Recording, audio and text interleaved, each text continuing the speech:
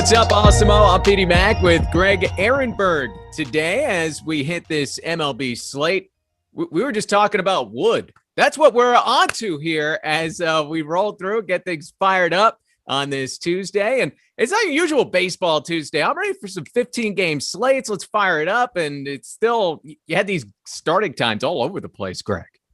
Yeah, and it's something like I said this yesterday also, is people could just come at me on Twitter, Mlb Dfs. If there's a different way you want us to talk about the games, other than just the main slate, let me know. But right now we're constructing the strategy shows early in the morning. It is so difficult to talk about just all the games when it's like, oh, this game's on FanDuel, this game isn't on DraftKings, this game is on neither slate. So I just find it really confusing to talk about stuff other than the main slate. But yeah, if people feel differently and they want us to talk about other stuff, then for sure hit me up and we could adjust, because season just starting. We're still kind of trying to figure out the schedule on the fly, which, by the way, Pete, also, the first time that we're working together, I'm pretty excited about it. I assume you've heard this before. If I close my eyes, I would think you were Matt Vasgersian.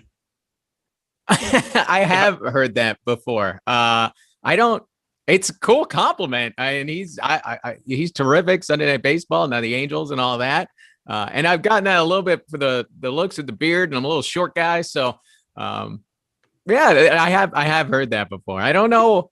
I don't know how, why I sound like him, I guess. Yeah, that happened. It's not intentional. No, it just sounds like a thing. It's the same inflection, and then just your guy's voice sounds the same also. And then also there's the baseball crossover. But yeah, I was just thinking that as we started. I was like, oh, I'm talking Santa Maria. Yeah. See, I got to work on that. I don't know if I can hit that level the same way that Matt does, but I appreciate that. Hey, how about just, real quick looking at last night? I'm a Mets fan, so I was dialed in to Mets Phillies, and I'm sure a lot of players were last night as well. I know I put a single entry last night on DraftKings, and Jacob deGrom was 82% owned in the GPP. So a lot of people had eyes on him. Didn't end up being one of the top two pitchers last night because the Mets Metsed him again. But it's wild to me, and this has been one of the big things to watch in the opening week. 77 pitches. Jacob deGrom is cruising. He's throwing 102 miles per hour, and they take him out after 6 innings and 77 pitches. How are you supposed to get big numbers with these top pitchers when nobody's willing to push them? Yeah, well, it's not like he didn't have a good fantasy game or anything. I'm just gonna he was pull back. Fine. I think off the top of my head, he finished. It was like with 25.4 DraftKings points. It was 6 shutout innings. So it was Rodon was 1. Who else outscored him? Dustin May. Oh, okay, yeah, that's right. So yeah, it's what's really hard about it also is if you were to ask me about pitchers that were going to be on pitch restrictions last night, like I would have said number one that I'd be most concerned about in terms of guys that are actually viable, not like crappy guys who are close to min price. But yeah, like Dustin May would have been the number one guy that I was most concerned with the pitch count with. And instead, it's Jacob deGrom who ends up being on a pitch count. So I think there's a couple of takeaways from this and how to approach some of the slates going forward. Number one, in terms of deGrom last night, I was going to be on him in basically almost all my lineups, no matter what. And in general, that still worked out fine. That didn't end up really being an issue. But then I look at tonight where, we have a bunch of stud starting pitchers. Tyler Glasnow, who has already been on somewhat of a pitch restriction in his first start. Then we also got Yu Darvish, Lucas Giolito, Clayton Kershaw, James Paxton. I don't really want to be too overinvested in any one guy when we have this many options, because I don't know what the pitch counts are going to look like for these guys for the first couple weeks of the season, right? This is a relatively short turnaround from last year. It's also then we're looking at this season where a bunch of guys didn't get all that much work in spring training. So it is a little hard to know, are these guys going to be allowed to work 100 pitches? Are they going to be coming out at 75? So I'm going to be looking at a lot of these guys and I'm going to say like, hey, I'm going to add a little bit of variance to my lineups. I'm going to put randomness on a little bit higher in Fantasy Cruncher than I normally would. And I'm going to try to be a little bit more spread out at the top of the high end of pitching because I think there is a little more variance than we normally see. Yeah, I think you can say at least two guys tonight you wouldn't expect to really put in a full workload. One being Marcus Stroman of the Mets, because you listen to Luis Rojas, the Mets manager, his thoughts on why they pulled deGrom. He's like, well, we had a delay going into the season, so he hadn't pitched in 10 days, so I didn't want to make him go deep into a game. So I think Stroman's capped at about 80 pitches. And the other guy will be Max Scherzer, because Washington's playing their first game of the season, and Scherzer has had the same kind of layoff that deGrom did. So we'll see how Dave Martinez and the Nationals decide to handle that. But I wouldn't expect to get, anything more than 6 innings out of guys like Scherzer and Stroman tonight. No, definitely not. And then maybe even less if they're not pitching economically. Yeah. So like I said, I mean, it just adds a little bit more variance, a little more randomness. But at least for Mlb Dfs, I actually don't mind that all that much because I think there are ways to, kind of manipulate the ownership in terms of, I think there's always going to be pitchers who, if we're going to say that like, hey, I'm not sure what to expect here. And then we go look at the ownership and somebody's like, oh my God, this guy's projecting for, 60% ownership. And there's somebody who's comparable with 15% ownership. Then I know where I want to go in GPPs with more of my exposure. So that's really how I feel like for baseball DFS. I think that we could take advantage of the uncertainty and the randomness, and then just hope that we end up on the right side of variance there. But yeah, I mean, I think the pitch counts are going to be really difficult to call, especially because we had no clue that DeGrom was going to be coming out around 77 pitches before the game yesterday. I just assumed he was full go. And it was an easy 77 pitches. Yeah, like, he wasn't in trouble at all. He was cruising. He's throwing 102 miles per hour, silky smooth. I mean, the best pitcher on the planet now added 2 or 3 miles per hour. It's nuts. Yeah. So, I mean, I think that'll impact slates going forward, but it does seem like it's something we're not going to know until after the slate ends and not before it. And then we'll look back and be like, oh, of course, DeGrom might throw 77 pitches. I knew that. I'm sure people will say that on Twitter afterwards. I knew that this was going to happen. It's like, well, you didn't say it until after the game ended. And the other big story last night, obviously, Fernando Tatis Jr. hurting his shoulder, a subluxation, which is a partial dislocation. So we'll be reevaluated later today, and we'll find out more what's happening there. It doesn't necessarily mess you up too much. He's not going to be in the lineup for the Padres tonight, but obviously not a great thing for baseball in general to lose one of the stars. Just signed this huge contract this offseason so soon into the year. If you can't watch your favorite Awesemo shows on YouTube, no, almost all of our Awesemo YouTube shows are available through the Awesemo Podcast Network. We've got a podcast for every sport available on every major platform. So you can head on over to awesemo.com/podcast to check out the latest. And check this out. If you leave a 5-star rating and review on one of our podcasts with your Twitter handle or email address, you'll be eligible to win a free week of Awesemo Plus Platinum. One winner will be awarded every Friday, and reviews to be eligible to win up to 1 year. So good luck and slam those 5-star reviews for us. Also, give us a like, subscribe, so you can keep up with all of our shows, DFS offers, giveaways, and much more. And once you subscribe, hit that notification button to get alerts when our shows go live. So as Greg mentioned off the top, we're going to throw the day games and the 6 o'clock something starts out the window and just hit the main slate, 8 games beginning at 7:05. And the first game that we'll hit on will feature the Mets and the Phillies. We talked a little bit about Marcus Stroman.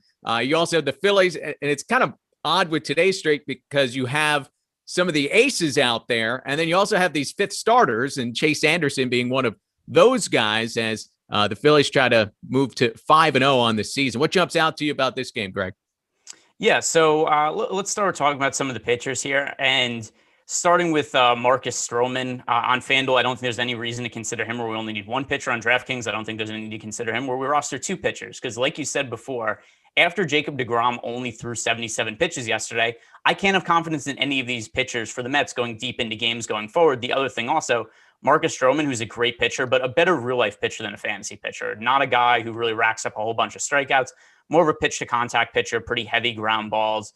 So I look at him, his price at $8,600 on DraftKings, and even though he is one of the better pitchers on the slate, we look at our top pitchers tool on the site, and he only has an 8% chance to land in the optimal lineup today. So we look at all the high-end pitchers on the slate, James Paxton, Clayton Kershaw, Glasnow, Darvish, Giolito, and it's just hard to imagine that Stroman really has the upside of those guys, especially when we consider the pitch restriction issue. And then on the other side of the game, Chase Anderson, another guy who is a pitch-to-contact pitcher, but is also just generally not very good. So pretty easy for me to avoid the pitchers on both sides of this game for DFS purposes. And it is in Philadelphia where we know the ball can jump out. The over-under is about 9 runs for this game. Are you looking to try to stack against either of these two? The Mets lineup, pretty disappointing last night. I mean, deGrom had to provide some of the offense with an RBI hit. Yeah, so I think we have to talk about this slate also in the context of what I am prioritizing when I'm looking at offenses I want to target. So like I mentioned before, there are a whole bunch of stud pitchers on the slate, and how this is different from yesterday's slate. We had Jacob deGrom, And then we just had a whole bunch of just high variance, crappy SP2s to choose from. So like Carlos Rodon was really popular. And then we had some other options, like Anthony Desclafani, Justice Sheffield off the top of my head. But it was a whole bunch of guys who was like, I don't know what to make of any of them except for that they were all cheap. So when I was looking at offenses, right, and DeGrom also at 10,700 on DraftKings yesterday, much cheaper than we normally see him, we were kind of able to spend for whatever bats we wanted to. And the reason that this slate is different is because there are so many high-end pitchers that I think are good options, and I don't really think we have very many cheap pitchers that are good options. I'm going to have to prioritize looking for value stacks as opposed to yesterday where I was just looking at, okay, which teams do I think have a chance to score a lot of runs? And I'm comparing that to the projected ownership, and I'm saying which offense are going under-owned. This is totally different in terms of how I'm looking at it because now I'm prioritizing a lot higher. If you go on our top stacks tool on Awesemo.com, I'm really prioritizing the top value percentage and looking at which teams have the chance to be the best offense on a points per dollar basis. So I have the wiggle room to spend up for pitchers. So the Mets are in a really good spot against Chase Anderson. Chase Anderson, right-handed pitcher, and the Mets were one of the best offense in baseball against righties last year. Also, I think that Pete Alonso is going to bounce back and have a much stronger year this season. However, the Mets are really expensive. And given that this is a team, only 5% chance of being the top value on the slate, 8% chance to overall be the top stack, and they're also fairly expensive, fairly popular, picking up double-digit ownership. I look at all of that. I think they're going a little bit over-owned. I think they're too pricey to be able to fit into my lineup builds that I'm looking to make. So this makes the Mets stack that I'm looking to go under-owned on in GPPs. No, I will say something to watch will be the Mets against especially right-handers. They faced Matt Moore, a left-hander, yesterday, so the lineup didn't have Dom Smith in it.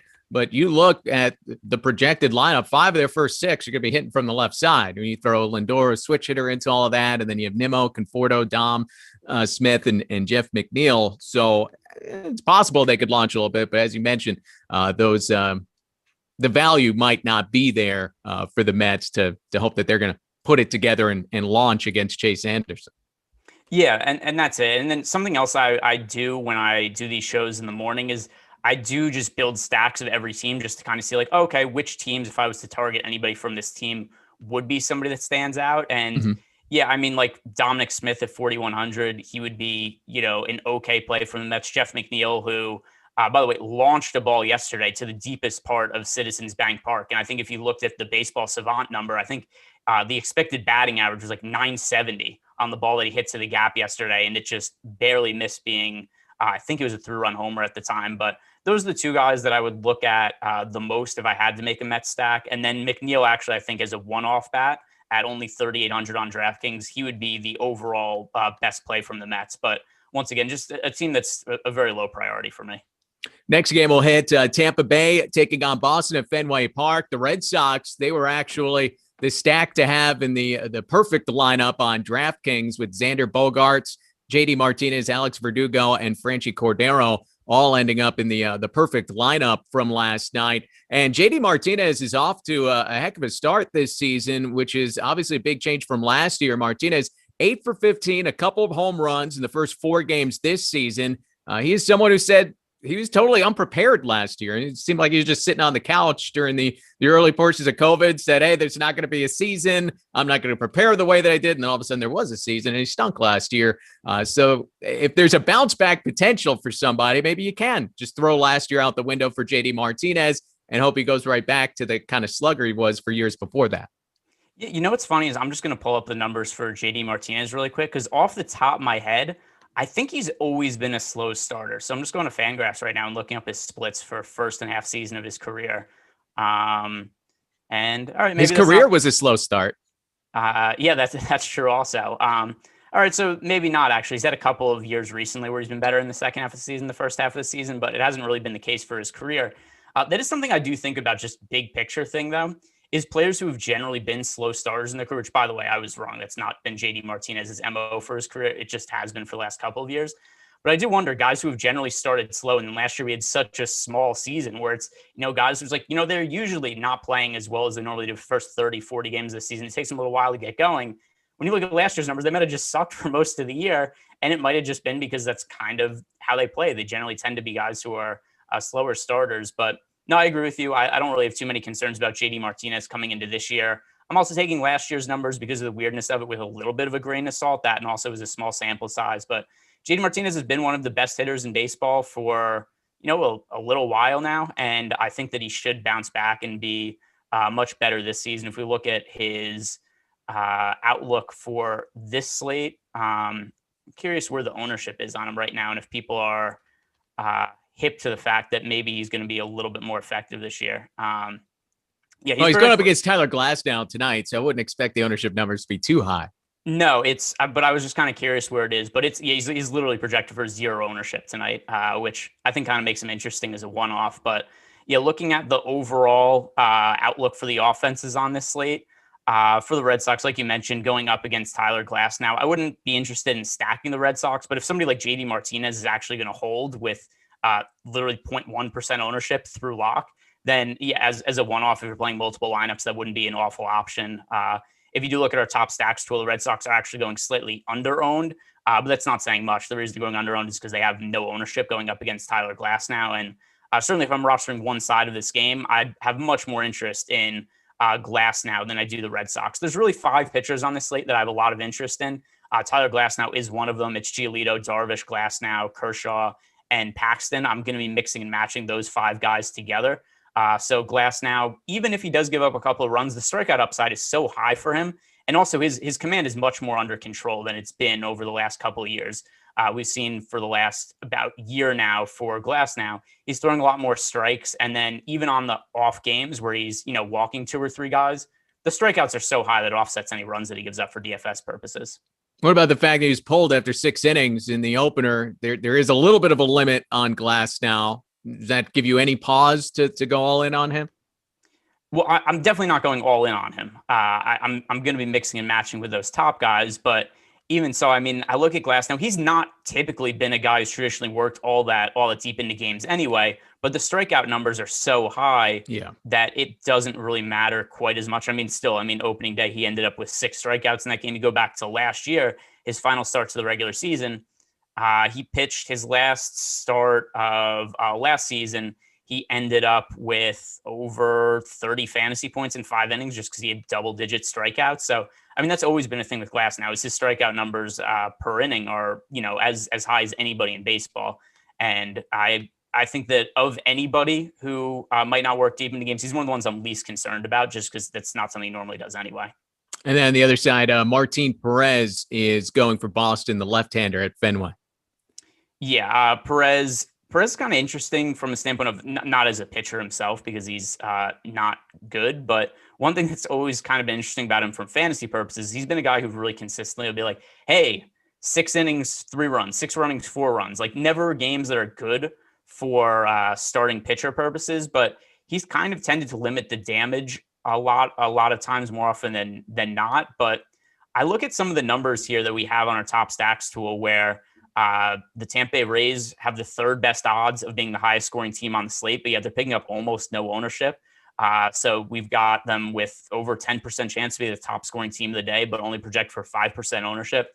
So it's a pretty strong leverage score. So I consider that and also fairly favorable pricing on the Rays. So this is a team that I'm going to be targeting in stacks. And a lot of right-handed pop in this Rays lineup. They go to Yandy Diaz. Figure Arizarena is finding his way into some lineups tonight, and then Mike Brasso in the middle of the order. Yeah, so Arozarena at 4,900 is definitely to me the best overall right-handed hitter on the Rays. It's going to be interesting to see what he does for follow-up because, personally, I do have a bet on him to win AL Rookie of the Year this year. I think he should be a pretty heavy favorite. But I ask you just in general, what are you expecting from Arozarena this year? Because he's somebody who kind of came out of nowhere last year and then just crushed in the playoffs. So what do you think he's going to be an all-star level player this year? I think there's the chance that he's one of the best hitters in baseball this season. Yeah, I don't see why he can't be one of the better hitters going out there. As look, you do it in the postseason like that. Baseball could be a confidence game too, a little bit. And if you could do it against the best pitchers in the game in October and feel good about yourself in that way going into a season, have that kind of confidence. I think he'll play. He made a big defensive play last night too. I know it doesn't impact the daily fantasy stuff, but there are multiple ways for him to impact a game. So yeah, I like your Rookie of the Year bet there. Yeah, and then so he's a little expensive, but the rest of the bats here, we could get a lot of guys that are pretty favorable price. That you mentioned, Yanni Diaz, he's only 3,900 on DraftKings. Willie Adames, who's cheap on both FanDuel and DraftKings. Something to keep an eye on is Kevin Kiermaier left last night's game early. That was a lot harder to say than I thought it was going to be. Left last night's game early. But yeah, he left last night's game early with an injury, so it remains to be seen if he's going to play or not tonight. Manny Margot, who had some big games in the playoffs, he's also priced under 4K on both FanDuel and DraftKings. So the Rays do look like a team that's reasonably priced and has upside. There are a couple of hitters, like I mentioned, Rosarena's expensive, Joey Wendell's expensive, Brandon Lau is expensive, but there's a way you could very cheaply stack this offense. I think it gives you upside. The Red Sox, I think, have an awful bullpen this year as well. So even after they get past Martin Perez, I think this is a favorable matchup for the Rays. So yeah, this is looking like one of the lower one of the teams that's going way under owned in GPPs. And I always like Mike Zunino as a little dart throw in there. He's always capable of having that 2-homer game for you. Yeah, and that's something that's hard to get out of catchers, right? Like catchers are a really difficult position to get fantasy production out of. And Mike Zunino is a catcher who's relatively cheap, who might go 0 for 4 with 3 strikeouts, or he might go 1 for 4 with 3 strikeouts and a home run. But that's that variance. I mean, that's kind of what I like from a catcher in DFS. MLB's opening week is here, and we've got a deal for you. Get your first 9 days of Awesemo Plus MLB for just $9 when you use promo code STARTING9. That's ending with the numeral 9. The promo runs through April 9th, and this will give you access to everything we have to offer for MLB DFS, the player projections, ownership projections, top stacks, which we've been talking about plenty so far in this show, lineup builder, and also the premium Slack channel. Again, this offer's valid through April 9th. Stop guessing, start winning. Join Awesemo Plus MLB today. Next up on the slate, the Brewers and the Cubs.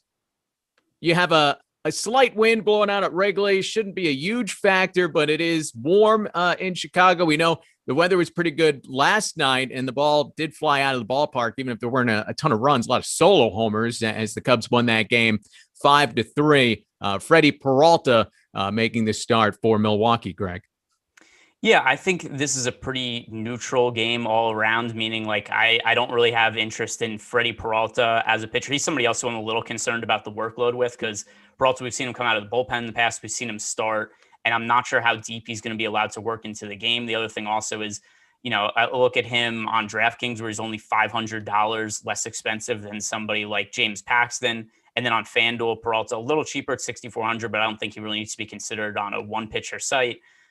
So he's kind of a guy who I don't really have interest in rostering him, but then stacking against him also doesn't really look super favorable. The Cubs only 5% chance to be the top scoring team on the slate in our top stacks tool.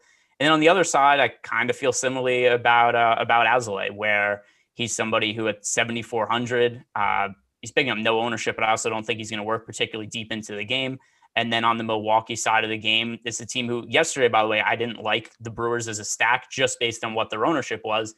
It was a team that even though yesterday we had them projected as one of the top odds to be one of the best scoring teams on the slate, at the same time, we had them projected with like 10% odds to be the top scoring team on the slate, but an ownership share where they're projected for like 20% ownership. And we have something similar today.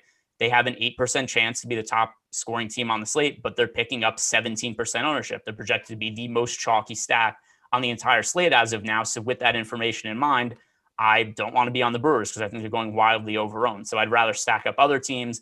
And then just like yesterday, I'm just going to be hoping that the Brewers don't go off and score a lot of runs, because that would be the fastest way to sync my lineups. But those are the kind of ownership plays I'm always looking to make in baseball. If a team's going that highly owned and it doesn't match up with their odds being the top scoring team, I won't be on them. And part of that is the Brewers are one of the best values tonight as far as the stacks go. And you have some high-end pitchers that you're going to have to pay up for.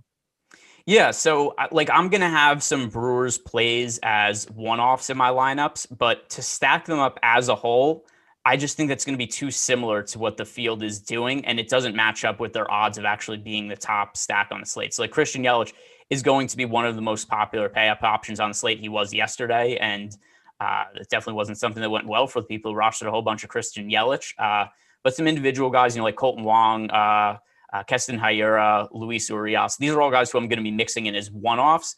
But then I'm just hoping that I'm going to differentiate myself by not going with full Brewer stacks as I feel a lot of the field is going to be going with, at least based on what our current ownership stands.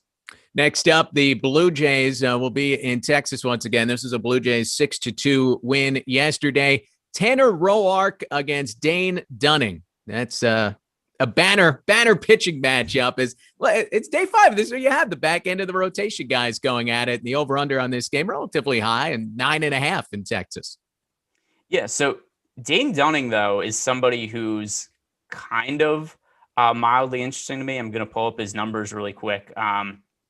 But still, I mean, a young pitcher who showed a lot of strikeout upside last year with the White Sox. He, in limited starts, I mean, he pitched pretty well at a 3.97 ERA, 3.68 expected ERA, 3.99 FIP, struck out over a hitter per inning. And then you look at his minor league numbers, where he pretty regularly struck out 10 to 11 hitters per 9 innings. So Dane Dunning, I don't think he's bad. He's only 26. I think there's potential for a little bit of upside there. There was a point in time where Dane Dunning was one of the better pitching prospects in baseball, and he's performed reasonably well during the time that he's been up at the big league level. So I look at what the current ownership is on him, and if this doesn't change, I mean, he's projected for sub 1% ownership right now. I don't think a matchup against the Blue Jays is favorable by any means. I think the Blue Jays are one of the best young offenses in baseball, but Dane Dunning, who if there's a pitcher I'm looking to roster who isn't one of the core 5 guys I mentioned earlier, Dane Dunning for like no ownership and some strikeout upside is somebody who I think is a decent way to mix into the player pool and differentiate in GPPs. Well, one thing I'm seeing now, it seems like Taylor Hearn will act as an opener for the Rangers from the left-hand side, and then they might mix in Dunning there. How does that change your attitude about a pitcher where you don't have to go against the top 3 of, let's say, Semien, Biggio, Bichette, and kind of start your way in the middle of the lineup? Yeah, as long as nothing changes, like as long as Dane Dunning is still expected to come in and pitch a significant amount of innings after the opener, like I don't really sweat the opener, at least on DraftKings. On FanDuel, it matters more just because if somebody doesn't start, they can't get the quality start bonus. But for DraftKings purposes, it doesn't really matter. We're just looking at outs and what guys do in their time on the mound. The only thing I'd be wary of is just looking at any reports. And if there's a thing like, hey, Dunning's only going to work 2 or 3 innings, then it's easy enough to take him out of the player pool. But, if he's going to be able to work 5 or 6 innings, but he's just going to be out of the bullpen, like that doesn't really matter to me. And you like Dunning, but the stack tools of the Blue Jays have a 10.8% chance of being the top stack against Texas. So it's kind of a boom or bust right here. Yeah, still, though, I do think the Blue Jays are going a little bit over-owned. Like you said, 11% chance about to be the top stack, but not really rating out as a very good value play. And then also ownership slightly over 12%. So the Blue Jays, I don't think they're going to be a really high priority for me. There's some other teams that are going a little bit lower owned that I'm going to want to get to before them. But also, I don't mind having also for me, because I play 150 lineups. Like, it's not the end of the world to me if it's like, hey, I have 10 lineups with Dane Dunning and I have 5 lineups that are Blue Jays stacks. Like, I don't really have an issue with that. I don't want them in the same lineup. But the Blue Jays are going to be a team that I'm underweight to versus the field. And then as far as the other side goes, as Tanner Roark gets the start here, there's only one thing I remember for Tanner Roark, and that's Keith Hernandez coming back from a break on an SNY broadcast. You can look up what he said when Tanner Roark didn't pitch particularly well on a given day. But, what do you make of Roark here? Yeah, Roark's a pitcher where I very, very rarely roster in DFS. Just another guy, kind of pitched a contact pitcher, doesn't really strike out many batters. There was a time where he was decent a couple of years ago, except I don't think he's that pitcher anymore. The Toronto Blue Jays, for as good as their offense is, their pitching staff definitely leaves a little bit to be desired. The Texas Rangers, one thing that I think is kind of interesting about them is they are fairly popular, but we also have them as the highest odds of being the top value stack on the slate. So I think they're worth getting into the player pool, and definitely a team I'm going to be stacking up just because they fit into the lineup construction I want for today, right? So we're going to be able to roster Texas Rangers stacks with getting 2 of the stud pitchers in the lineups. Like we could do full stacks of the Rangers and roster Giolito and Darvish together with no issues. So just because of the way they fit into lineups, that's something I'm looking to do. And we've seen the Rangers already play some shootout type of games with the Kansas City Royals in that opening series of the season. Remember, give us a like, subscribe so you can keep up with all of our shows, DFS offers, giveaways, all that and more. Once you subscribe, hit that notification button to get alerts when our shows do go live. Now, one of the biggest edges in sports betting is always shopping to find the best line. And we have a tool for you to do just that. As betting lines, they change by the minute. They can vary greatly depending on which book you're using. So use Awesemo's OddsShopper to find the best line available on the game or the player prop that you're betting on, and give you an edge to try to beat the house. Head on over to oddshopper.awesemo.com. We compile the best bets available for game lines, player props, player and team futures, all updated in real time. And the content updated every day at awesemo.com. So you can check that out as well. But the Odds Shopper, it's just all in one place. Makes it easy, nice and convenient, right, Greg? Yeah, and I mean, so also like, all right, so Pete has like what he's got like what eight suits in his wardrobe. I saw, the first show he did, he was wearing a suit. For like, who wears a suit on YouTube? But yeah, I'll guarantee you, Pete didn't go to the mall and pick out the most expensive suit he could find there. What he did was he compared you compared the prices of the different suits. And you found the one that was the best value, and that's what you could do with OddsShopper, where we've got the price up for all the different games on the different sites, and you bet on the team that you find with the best price on it. So if you want to bet up, let's say the Dodgers tonight, maybe they're minus 190 on one book, minus 180 on another book. So you go and you buy them where they're at the best price. I like just buying the most expensive suit. That's what I go for. Try to style it up a little bit. Yeah, expensive doesn't always mean better, right? I mean, if you're gonna win. You're gonna win. You gotta look like a winner. But I mean, if you bet the Dodgers at minus 200, they're not any more likely to win than you bet them at minus 180. So they're expensive, not always better, Pete. I suppose that's true. Make a couple more bucks there. But with suits, you gotta have the silky smooth. You gotta have some things going. You gotta have it right. You gotta have it all tucked up. I'm not saying it was the best analogy, but it was what I improv in the moment. I'm a little hot for the suits. I'll tell you what, I put the suit on. It was the first time I wore anything like that in over a year. After the show, I was like, oh, this is pit sweat again. Like, I'm back in this world. I've been wearing T-shirts and flip-flops and all this and living comfortably for the last 13, 14 months. And then I decided to go with the suit. It's a little different. Kind of throwback in a bad way. Yeah, I mean, hey, listen, I couldn't pull off the suit. When's the last time you wore a suit, Greg? Oh, gee, when was my bar mitzvah? That was a lot of years ago. All right, let's hit the next one on the slate. I think this is going to be one of the real interesting games, and that's Arizona and Colorado. And as we know, weather is a big factor when it comes to baseball. It's not just Coors Field. You just jump on Coors Field, you're likely to get a lot of runs there, but it's going to be rainy in Denver tonight. There's a possibility of some snow in the mix, and it's going to be obviously cold when that is the case. So it's just kind of a nasty night in Colorado as Luke Weaver goes up against German Marquez. And I think this will be one of those games you kind of have to watch the weather on going up to game time. Yeah, and the other thing, too, it's a Coors Field game, so it's really difficult to avoid it for DFS purposes. Coors Field, really the bane of the existence of DFS. Like, can we just do away with this stadium? Because it's a game where it's like, oh, the offenses, they're in a mediocre spot, but still it's Coors Field, just randomly the ball's flying out. There's 25 runs scored in a game, or sometimes, they're really popular and just no team score offense. It's really hard to predict, but it's also something that I always want to have some exposure to for GPPs. The Colorado side of the game looks a little bit more favorable. They have about 10% odds to be the top scoring team on the slate. It's about even with what their ownership is. They also rate out fairly decently from a value perspective. The Arizona side, a little bit overowned, but I still, there's so much upside here that I can't avoid it entirely in my player pool. And at least relative to what we normally see at Coors, it's not all that expensive. I definitely have a little bit more favor towards the Colorado side, just because there are some individual bats that are really cheap. Just pulling up the pricing right here. So at least on DraftKings, some guys that I would really want to be targeting. Raimel Tapia, if he ends up in the lineup, he's dealing with a little bit of a neck injury, but he's only 3,400. Ryan McMahon, 3,700. Elias Diaz, who's like going to be starting catcher, he's 2,900. CJ Cron is 3,700. Then I'll bring up some of the FanDuel pricing and looking at some of the Rockies bats. We've got Josh Fuentes is 3,100. Tapia is only 3,400 on FanDuel. Charlie Blackmon, 3,900 is a little pricey, except relative to what we normally see Blackmon when he's playing at Coors Field, that's cheaper than what we would expect. So The Rockies bats here on both FanDuel and DraftKings. I think that this offers a decent amount of value relative to what we normally see at Coors Field. Yeah, it's interesting with the Rockies now that they don't have Nolan Arenado in the middle of this lineup.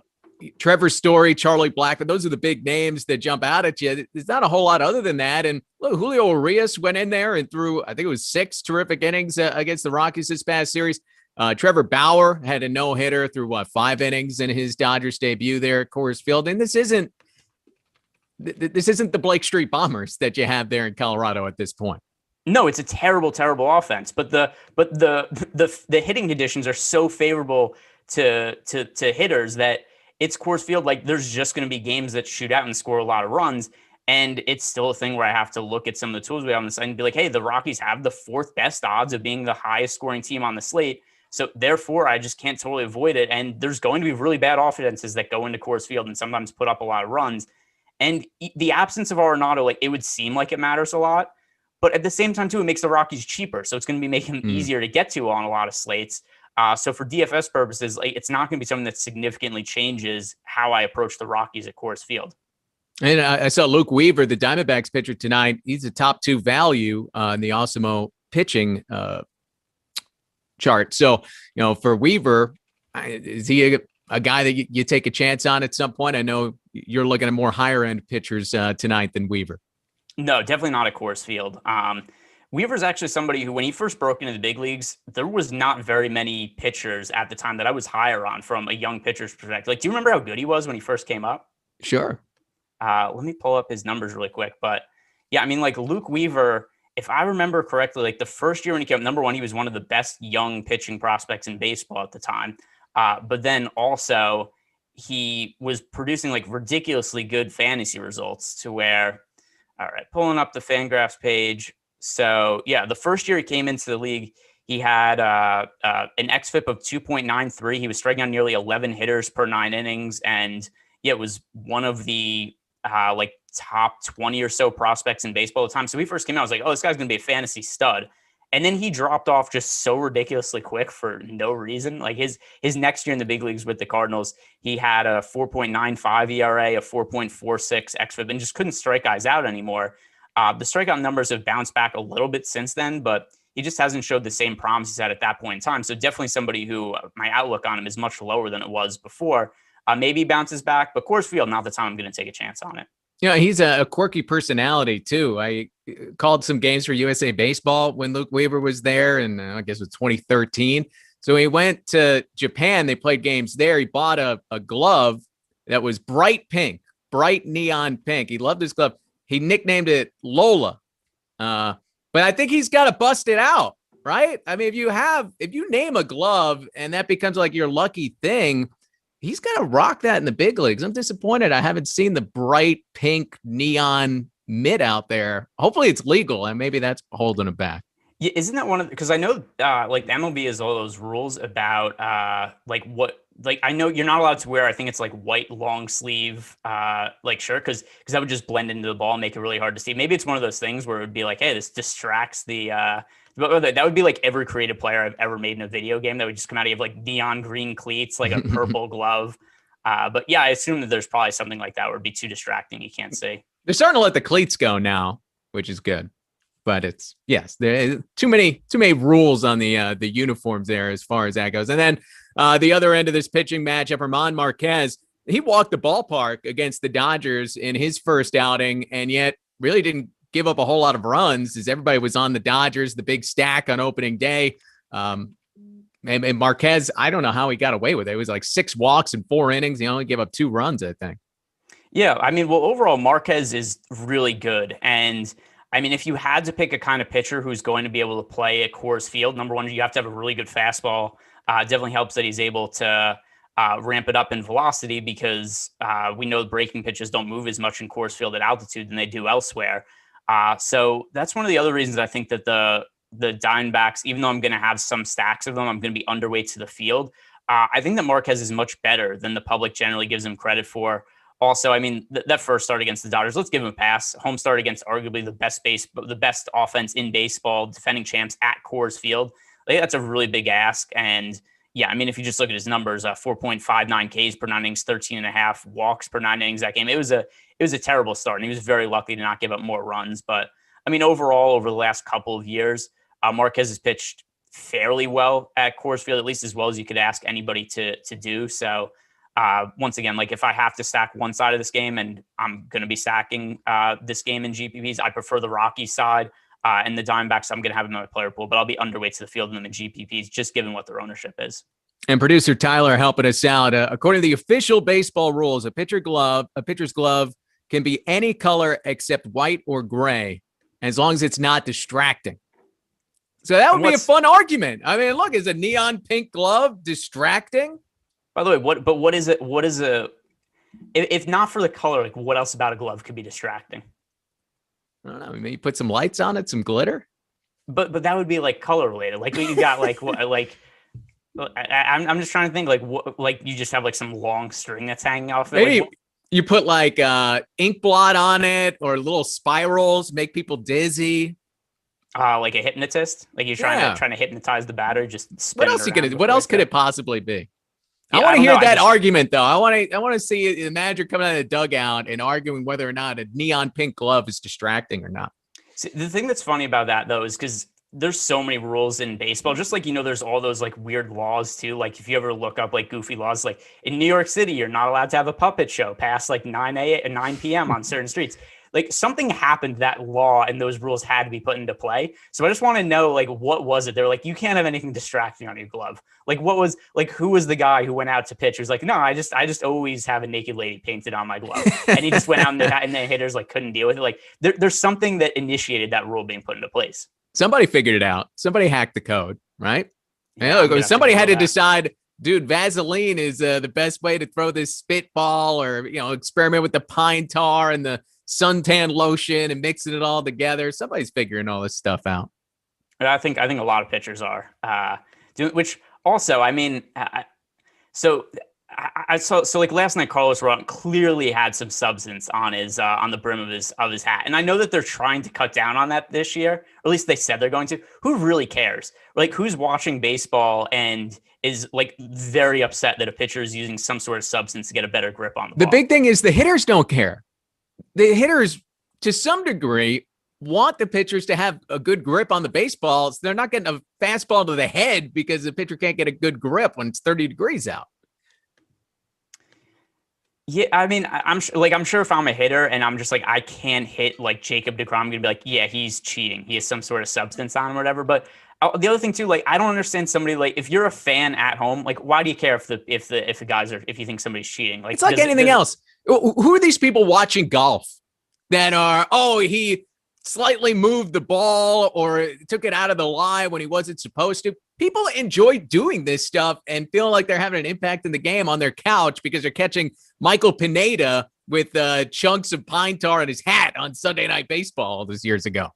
Yeah, and I'm sure that there's at some point, like, I'm sure there's a break-even point too. Like, I'm sure if somebody's like doing something egregious where it's like they've just got a mound of like tar. Well, that was Pineda. Like, he had it on his neck, actually. It wasn't even on his hat or somewhere really hidden.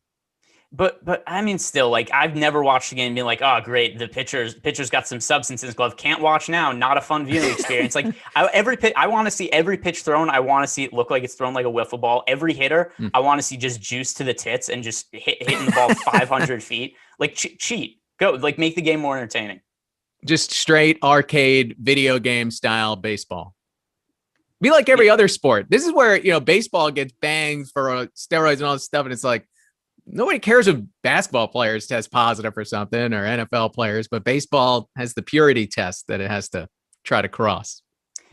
Well, the other thing too that I think helps, like basketball, they hardly test. I mean, they actually caught two guys last year, like DeAndre Ayton and John Collins, both got, it was 30 or 40 game suspensions, which, I mean, you got to really suck at cheating to get caught in the basketball testing. And then, you know what? This should be Dusty Baker's argument for the whole thing, because Dusty Baker last night is upset and he's whining that people being mean to the Astros as they were in LA, Anaheim last night. So they dealt with some stuff. He's like, there are kids in the crowd. They're hearing these things. Why we got to have so much anger in America? But this should be his argument. It's just been, dude, they cheated before I was here. They won. Winners. Boom. I'll do it again. Why not? And also, I like a heel. right? Like that's one of that's like what we missed last year to some degree. So like when the Nets traded for James Harden, I was like, oh, this is going to be the most disliked team in the NBA. I'm here for it. That's fun, right? Just this team, whoever, like, I just want them to lean into it. Like, I want Harden to draw more fouls. I want people to get upset every time he touches the basketball. That's kind of how I feel about the Astros too. I'm massively invested in Astros futures this year. I have the Astros. I've been betting them to win the division for the last like month or so. I have them at 28-1 to win the World Series. I'm at 25-1 to win the World Series. This is a team I think goes massively underrated just because nobody wants to bet on them other than me. Yeah, well, or because George Springer left this offseason. They didn't add much, but they've been impressive early on this season. No doubt sweeping 4 from the Oakland A's. Look, we love to see the successes of our Awesemo Plus members. So if you have a big night in DFS using our tools, our advice, our content, give us a shout on Twitter by tagging any of our hosts or Awesemo social handles, and we'll be sure to retweet it from our @Awesemo HOF account, where we compile winning screenshot shout-outs from the Awesemo Plus community. So if Luke Weaver doesn't have his Lola mitt tonight and the Rockies go off, be sure to give Greg some love, and we'll send it out on the @Awesemo HOF account. Also follow @Awesemo MLB. The first 9 days of this year, check out our Awesemo Plus MLB deal. $9 when you use promo code STARTING9 for the first 9 days of the season. That offer only valid through April 9th. So jump on that. Stop guessing. Start winning. Join Awesemo Plus today. Obviously, it's a big sports week as well. You got the Masters coming up. So later on today, the PGA Strategy Show will be at 1 o'clock to get up on that. The NHL show coming your way at 2, NBA, the tip-off at 3, and then MLB Live before lock at 4 o'clock Eastern this afternoon. The Dodgers, we touched on them, what they did that opening weekend at Coors Field. A nice night last night, 10 runs for the Dodgers against the Oakland Athletics. We're quite the top stack of the day as the Boston Red Sox got into that. But the Dodgers have high leverage on the stack tool going into tonight's game in Oakland. Yeah, so the Dodgers were my favorite stack on yesterday's slate for that reason, where this is a team that yesterday we had them project for about 11% odds to be the top scoring team on the slate, but only had a 3% ownership share. And I kind of feel similarly with them today. The only thing is it's going to make it really hard. Like, I'm going to be overweight to the field on them. Right now, picking up less than 1% projected ownership as a stack. The only issue is that, like I said, the way I want to build my lineups is I really want to prioritize those high-priced pitchers, and that's going to be pretty hard to do if I'm making Dodgers stacks. So I'm going to be overweight to the field on the Dodgers. Not hard to do because they're picking up literally no ownership. I mean, we're talking about a team, arguably the best offense in baseball, project for less than 1% ownership as a team. We just kind of get into then, all right, if I'm stacking the Dodgers, which individual bats can I roster that are cheap enough that allow me to get to some of those more expensive pitchers? And that's where I'd start to look at bats in the Dodgers lineup, like Gavin Lux, who's fairly cheap on both FanDuel and DraftKings. Chris Taylor, if he ends up starting, he had to leave last night's game with an injury. AJ Pollock is on the cheaper end. So I think there are ways to stack the tail end of the Dodgers lineup that will make it viable to stack them with some of the higher priced pitchers. But I'm not going to be able to get as overweight to the field as the Dodgers I would have liked to, just looking at the top stacks tool, just because I do want to prioritize some of those stud pitchers, and the Dodgers' good bats are just so expensive today. Unless those are the stacks where, hey, that's where you're throwing Dane Dunning in there and trying to find a value pitcher somewhere. Yeah, so if I'm going to be rostering, like one of those cheaper pitchers, that could be what I have to do to get to some of these Dodgers. Something else that's also going to make them a little cheaper, since Clayton Kershaw is starting. Austin Barnes is going to be catching. That's Kershaw's personal catcher. So that's a DraftKings play, though not a FanDuel play. It's no real need on FanDuel to roster crappy catchers when you don't have to play a catcher. But at least on DraftKings, it's a little more favorable. But yeah, it is definitely going to be hard to get two of the stud pitchers with the Dodgers. Clayton Kershaw, his first start of the year was at Coors Field, but really struggled in spring training for whatever that is worth. He walked in today with an ERA approaching 8. Again, one start that was at Coors Field. But this is one of the big names on the slate, one of the higher priced pitchers on the slate. The A's do a little pop in that lineup. How confident are you in Clayton Kershaw when you start weighting him against Max Scherzer and some of the other options that are out there? Before I hit on that, and sorry to get off track here, I just wanted to answer something here because I thought it was interesting. Is we had Ken Ratty, I assume that's how it's pronounced in the YouTube chat, asked if I consider home plate umpires for these games, and the answer to that is no, but kind of, because I'm not looking at the data and being like, oh, who is the home plate umpire for this game? What are their what are their splits in terms of being pitcher or hitter friendly? If any umpire is like a real outlier in terms of like, oh, this guy's a really strong pitcher umpire, hitter's umpire, I assume that's built into the Vegas data, right? Like, I don't think there's any sort of information that some guy sitting at home knows that odds makers don't know. And also, if you look at our projections on the site, they are incorporating the spreads and the lines and the team totals for these games. So it's all built in there. Right. So I'm not individually looking up who the umpires are and what I expect from those umpires. I assume it's just built into all the data already. And that's interesting. Obviously, there are some umpires that are more pitcher friendly, hitter friendly, but if you look at it, I'm not sure how dramatic it truly affects. I don't think you're talking about, 3-run swings depending on who the home plate umpire is. It's going to be very tiny differences that just pop up every once in a while where an umpire becomes the story of a game, depending on what's happening. Yeah. So like, there's no point to be like, oh my God, Angel Hernandez is the umpire for this game. Like, I have to boost like the pitchers on both sides up 25%. Like, there's nothing like that. I'm assuming it would be a very, very minor impact to the total of a game. Mm-hmm. And it would be something would be like, oh, like this is a 20th of a run is being added to each team, but also that would be incorporated into the projection. So it's all in there, but yeah, like it's not something that I think we should be weighing more heavily than the quality of the pitchers and the quality of the hitters in the game. And get back to my question from a few minutes ago, Kershaw. So Kershaw is, let's talk about this twofold. Number one, relative to the other high-priced options on the slate, he's going to be my player pool, but he's my fifth favorite. So I prefer Giolito, Darvish, Glasnow, and Paxton to Kershaw. But Kershaw's still in my top 5 pitchers, just not as much as those guys. My real concern here with Kershaw is we've seen the Dodgers so cautious with his workload over the last couple of years, and especially now that he's starting the year. I just don't know how deep he's going to be allowed to go into games. Also, he's not quite the same strikeout pitcher he's been in previous years. He's also on the road pitching against an Oakland offense. So an AL ballpark where he's going to have to face a DH instead of a pitcher, that's a little bit of a concern. So these are all things that is going to make it so, not that I don't want to roster Kershaw, but just that I don't want to roster as much as those other high-priced pitchers that I mentioned. And I had mentioned Scherzer. He's not on this slate. He pitches earlier in the day, so you can throw that one out. As we just, again, it's a weird slate today. It's not Tuesday night, 15 night games at 7 o'clock. They're all spread out throughout the day. All right, 2 more games to hit here. The Giants are at the Padres. As we mentioned earlier, Fernando Tatis Jr. Almost certainly won't be a part of this game. The partial dislocation of his shoulder last night. So the Padres lineup not quite as fearsome when you start to take him out of the mix. And you have kind of an upside kind of pitcher in Aaron Sanchez, if he's healthy, at least had one really good year with the Toronto Blue Jays. It's been a minute since that happened, though. And then Darvish back around for a second start for the Padres. Yeah, so, I mean, let's start with Darvish because I think he's one of the best pitching options on the slate, one of the best overall plays on the slate. He's a high priority for me on both FanDuel and DraftKings. Darvish, 10,000 on DK, on FanDuel, 10,200. So we actually have Glasnow as the most expensive pitcher on FanDuel. I don't think that should be the case. I think Darvish should be more expensive than Glasnow is. So Darvish, I think him and Giolito, that's like 1A and 1B for me on the night. 2 guys that I definitely want to load up on.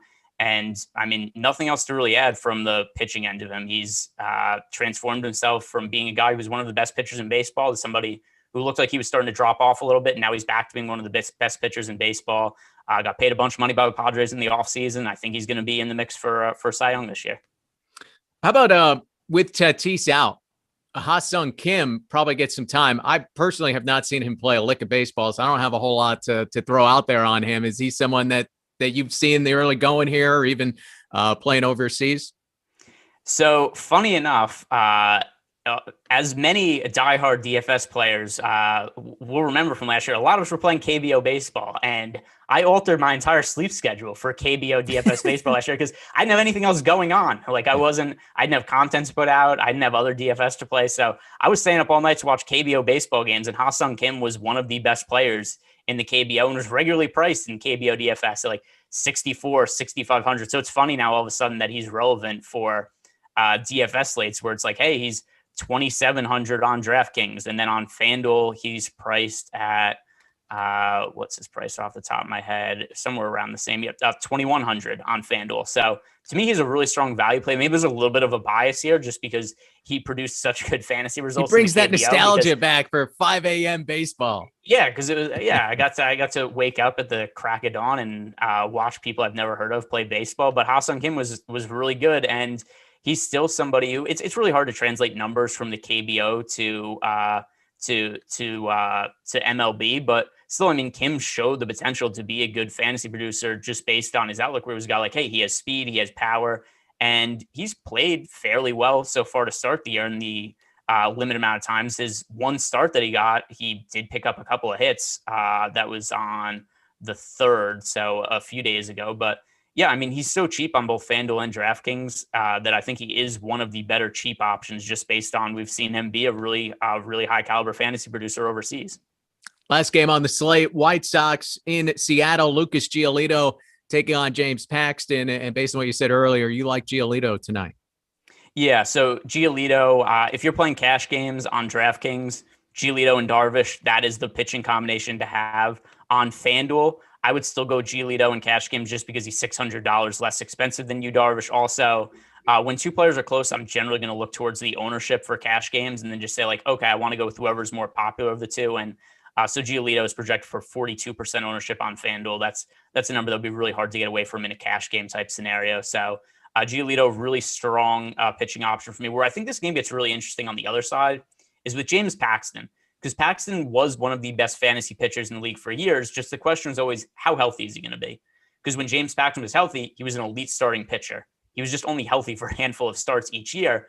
Then last year, what happened? We saw an actual decline for him. And his when he was on the mound, he really struggled. And then also it really showed up in his velocity numbers. So I'm just pulling up his velocity really quick year by year because Paxton had one of the more significant declines. They don't have it up on Brooks Baseball for last year. But I mean, off the top of my head, he's a guy who went from throwing like a 96 mile per hour average fastball to about 92 last year. And there was such a significant drop off. And then he pitched really well in spring training this year that I don't know what to expect from James Paxton this year. It is also, he's going back to Seattle versus where he struggled a little bit in New York. Maybe there's some sort of familiarity with the pitching staff there or the training staff they'll be able to get him healthy again and get his velocity back up. But this is a live bet situation for me where Seattle's at home. We're going to be seeing Paxton right off the jump. If he's throwing 96, 97 miles per hour, I'm going to live bet the under in that spot. If he comes out and he's throwing 91, 92, I'm going to be looking to live bet the White Sox. This is a game that has pretty flat odds. The White Sox are very slight favorite. We're talking about minus 120. So I'm going to base a lot on how Paxton looks and how I want to bet this just right off the bat. Because I think there's a scenario here where there's a lot of variance with Paxton. That's why also I want to roster him in GPPs. I also want to stack against him. I don't know if he's going to be a top line pitcher this year or if he's going to struggle again. There's no way to know because we only saw a handful of starts from last year. He struggled. The velocity was down. So pretty wide range of outcomes here. That's something that I like to target in DFS, both for upside for him and upside against. So I'm going to be paying very close attention to Paxton's velocity in the early going. In the White Sox, and look, they can go out there with about 8 guys hitting from the right-hand side. So, it's not the easiest matchup, even if it is at Safeco and, well, whatever they're calling it now. Even if they are in Seattle, we know the White Sox, they can rack up some runs real fast. Though Tim Anderson won't be available in this series because of a hamstring issue. Yeah, neither will Eloy Jimenez because he tore his pec. And yeah, like the team made it seem like he died on opening day, but they're doing like a memorial to him. They were hanging his jersey up, but also a little bit of leverage here. Look at the White Sox, about 4.5% chance to be the top scoring team on the slate, only 2% ownership. So another reason to kind of get some a little bit, but yeah, I really have no clue what to expect from Paxton this year. And I don't know how anybody else could know either. Well, our first show together in the books here, Greg, it was fun. I learned that there's a wood shortage in the world when we were chatting a little bit before the show, and locked and loaded for a busy night. Yeah, man, it was fun doing a show with you, and I think we're gonna be doing a lot more together. And we learned about Lola, the pink glove. I'm telling you, Luke Weaver needs to bring this thing out. That's what he's missing. Still to come here on Awesemo today. You got the PGA strategy show at 1:00, NHL at 2, the tip-off at 3, and MLB Live before lock at 4:00. Thanks for joining. Like, subscribe.